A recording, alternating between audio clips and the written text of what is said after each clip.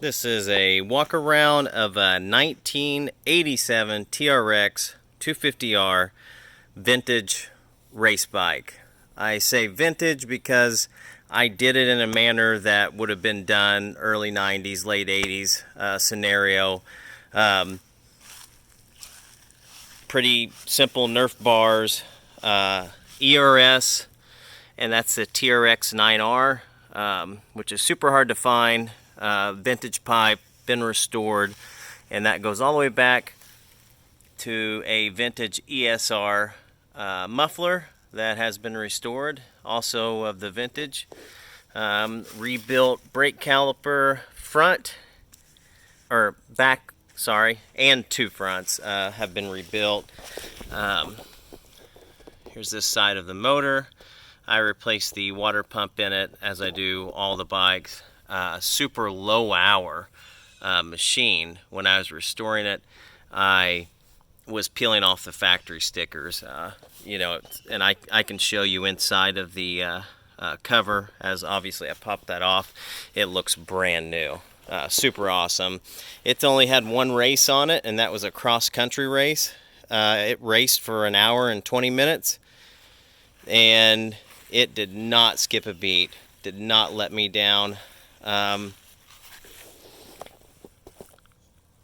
Shocks have been completely rebuilt. I've got the receipts for all of that. You have an aluminum radiator with your stainless steel shrouds. As you can see, no dents in the factory plates. I try to get the best stuff possible, or I don't get it at all. New bolt kit from Spec Bolt. These are the high end. I don't know if you can see that. 10. All the way through the bike. Here's the other side of the motor. As you can see, it is as nice as the other side. All new bolt kit on that from Spec Bolt. All the way through. GPI hoses all the way through. Brand new Kian 36 millimeter carb, upgraded from the 34 millimeter carb. That I literally took that out of the box before I went racing. New DID chain. Yeah, I mean, it's just super nice. This is probably the nicest bike I've had and I'll ever have, just because it had just such low hours on it.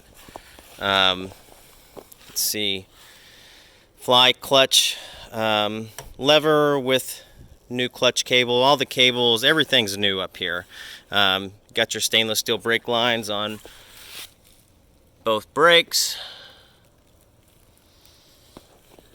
and a new master, new thumb throttle, and of course, this is just pristine. This headlight guard and surround, which is OEM. Again, new bolts everywhere. I didn't skimp on anything. Brand new rock racing wheels with no scuffs on every wheel. I raced basically in the hill country, so not a whole lot of rocks, lots of cactuses and all that good stuff. Get up under here, everything is super clean, as to be expected. Rebuilt rear shock, looks awesome, looks brand new. And of course, silicone hoses ran throughout the whole bike like I usually do.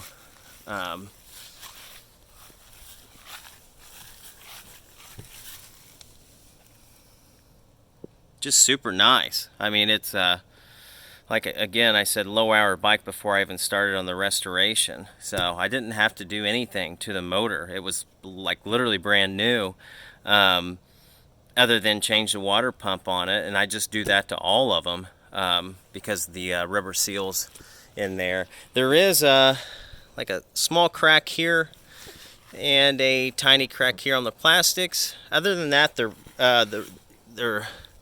in pretty good shape. I mean, they're not probably show quality. They're not brand new, but they show really nice. I mean, new decals, the thick ones on it.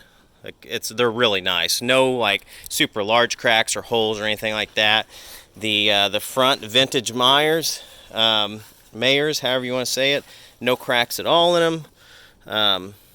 yeah, new seat, new cover. I actually got a hold of an 88 tank, so underneath there's a beautiful 88 tank. This is just to protect it. Aluminum gas cap, kill switch. I mean, it's ready to race. It's legal to race, has everything that you need. I just took the number plate off of it, and this thing will go anywhere. Anywhere. Oh, and the shocks are work shocks. I didn't name the brand on it. These are work shocks. I just went through $350 just to get them rebuilt. Very high-end shocks without the resis. So, cheaper to rebuild those than the ones with the resis. They are almost $900 new.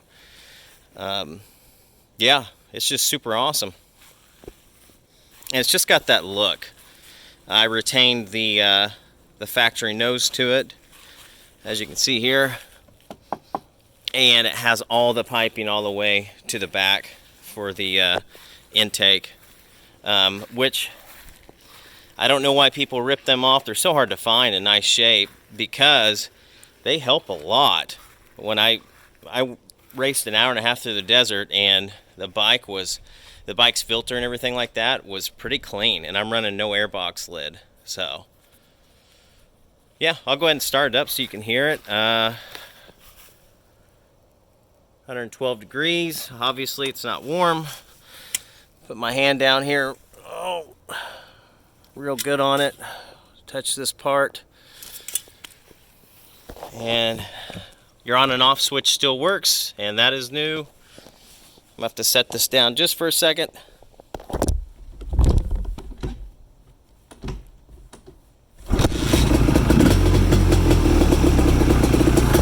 It is a first kick bike.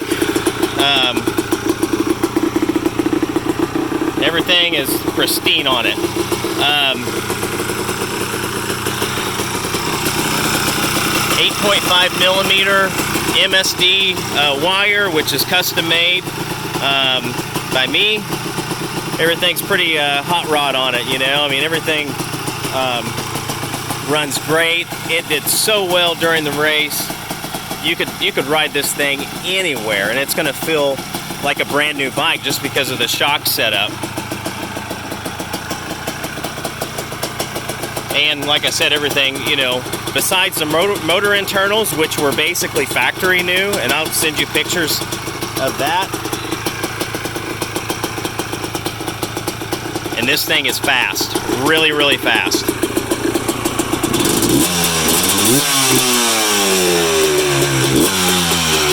you're at 116. It is cold natured. That's just the way I built it.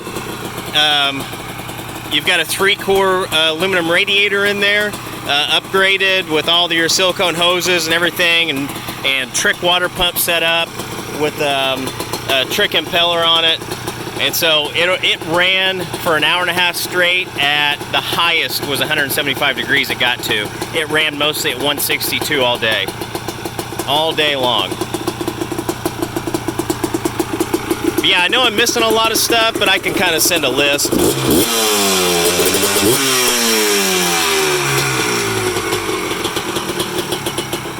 So before you romp on it, you know, going back to it, you really want to see 145 to 150. That's when it's actually warm.